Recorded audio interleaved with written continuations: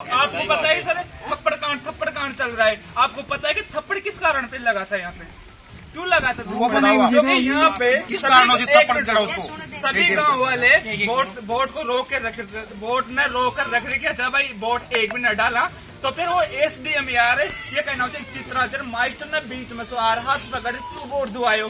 मैं गांव का पागल चाहे वहाँ कहना चाहिए नरेश भाई साहब सारा निष्कर्ष कर बैठे जाऊँगा वोट कांड उसकी तो जांच होगी ना। जांच और कहना दोस्तों जेल के अंदर से घूम रहे हैं। सीसी कैमरे में आ रहे हो तो एक मिनट रुको,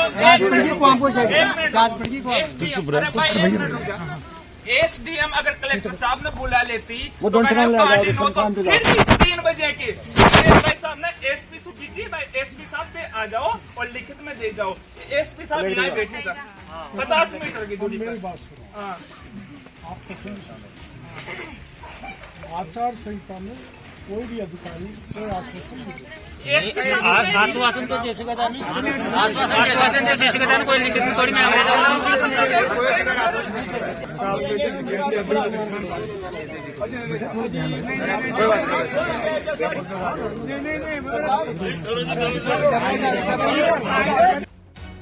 ये तस्वीरें हैं समरावता गांव की, जहां पहुंचे थे किरोड़ी लाल मीणा ग्रामीणों के घाव पर मरहम लगाने।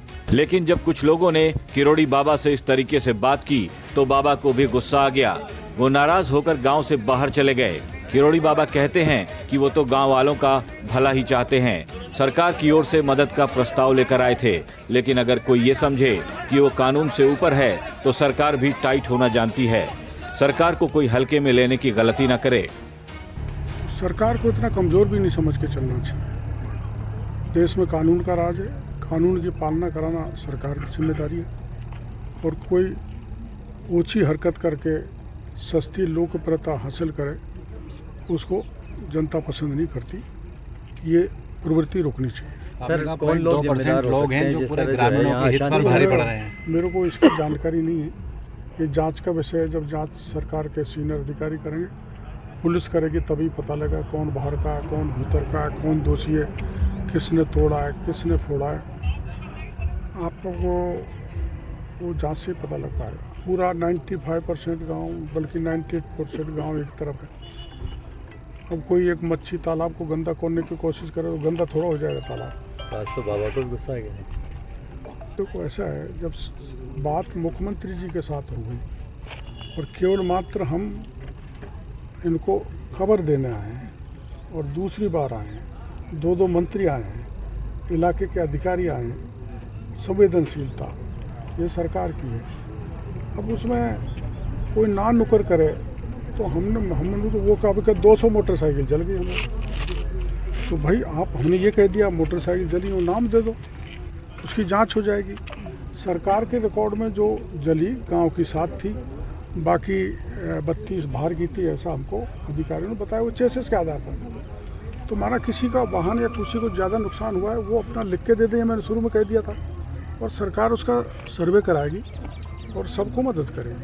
अब आप ये कहो कि रिहाई करो तो रिहाई तो देखो, ऐसा मैं भी गिरफ्तार हो जाऊँ तो कोर्ट ही मेरे को जमानत देगा। बड़े बड़े लोग गिरफ्तार हो जाते हैं। तो ये एक बेतुकी मांग और ये इनोसेंट जो गांव के लोग हैं उनको कुछ शरारती तत्व बहका रहे हैं, जो कैसे भी संभव नहीं है। 10 लाख भी इकट्ठा कर दो ना तो भी रिहाई नहीं हो सकती। समरावता गांव में नरेश मीणा के थप्पड़ कांड से शुरू हुआ बवाल अब तक चालू है।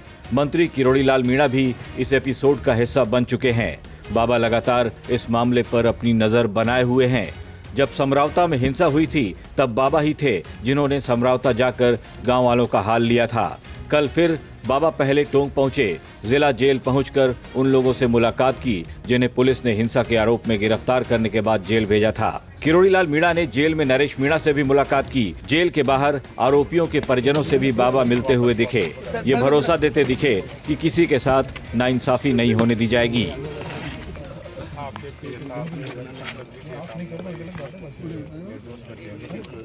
सड़कों पे से उठाया है जाते टाइम। नमस्कार नमस्कार। क्या हुआ? नहीं आ रहा? नहीं साहब आप बता रहे हैं। एक वकील तो 2 चलो आप अरे सब नहीं चलोगे, दो चलो बेटा। ये कौन है? तू चल, ये तो भाई है। सर मेरा भाई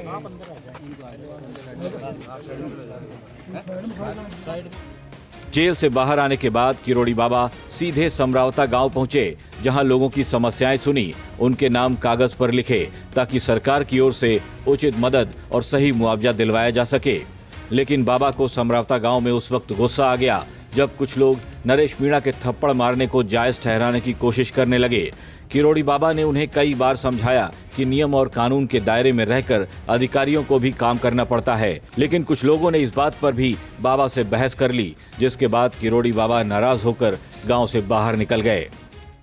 आप बताइए, मतलब यानी कि यहाँ जो दोषी है और जो निर्दोष है पकड़े जाओ, बाकी दोषी कौन है जो यहाँ मतलब मालूम या घटना घटित हुई? देखो मेरी बात, दोषी तो घूम रहे हैं, निर्दोषी सजा काट रहे हैं। आप बताओ दोषी आपको कौन सर है और निर्दोष कौन है? एक मिनट रुको, आपको पता है सर थप्पड़ कांड चल रहा है, आपको पता है कि थप्पड़ किस कारण पे लगा था? यहाँ पे क्यों लगा था? वो बताओ, क्योंकि यहाँ पे किस कारणों से थप्पड़ चढ़ा उसको?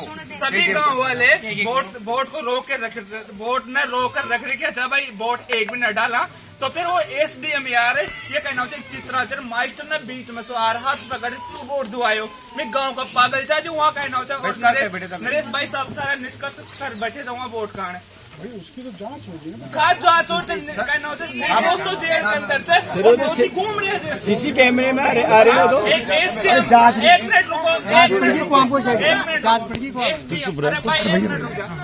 एसडीएम अगर कलेक्टर साहब ने बुला लेती वो तो 3 बजे के भाई साहब ने एसपी से कीजिए, भाई एसपी साहब पे आ जाओ और लिखित में दे जाओ। एसपी साहब यहाँ बैठे जा 50 मीटर की दूरी मेरी पर। बात सुनो, आप तो सुन, आचार संहिता में कोई भी अधिकारी कोई आश्वासन नहीं देता। आश्वासन तो जैसे का नहीं, आश्वासन जैसे का कोई लिखित में थोड़ी में